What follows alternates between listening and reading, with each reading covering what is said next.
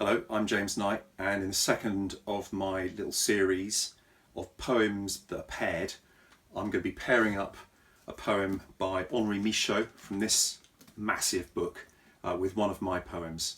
Michaux was a Belgian poet whose work was absolutely incomparable. That's what I'm going to say. I'm going to read to you a little bit, a prose poem from a work called The Night Moves. They appeared, slowly exfoliating from the beams in the ceiling. A drop appeared, swollen as an egg of oil, and heavily fell. A drop fell, an enormous belly, on the floor. A new drop formed, a dark but gleaming womb, and fell. It was a woman. She made extravagant and no doubt horribly painful efforts and failed completely. A third drop formed, swelled up, fell. The woman formed in it was instantaneously flattened, but nevertheless made such an effort that she turned over in one flip. Then all movement stopped. Long were her legs. Long. She could have been a dancer. Once again a drop formed and swelled. The terrible tumour of a life formed too quickly and fell.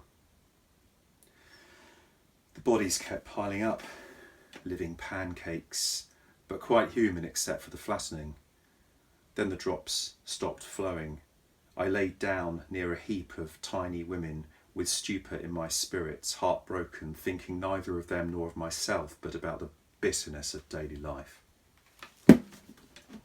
And I'm going to be juxtaposing that with a little poem, a very little poem from this chapbook called Self-Portrait by Night. It's a poem called Monsters. Why am I connecting this poem with Michaux? I suppose it's because he writes about the surreal and the extraordinary in the most deadpan of ways, as if it were perfectly normal. And I suppose there's something of that quality maybe in Monsters.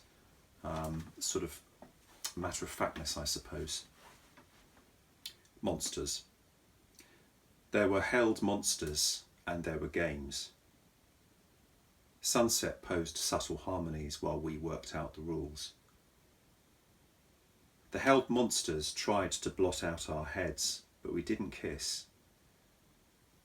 And everything was purple.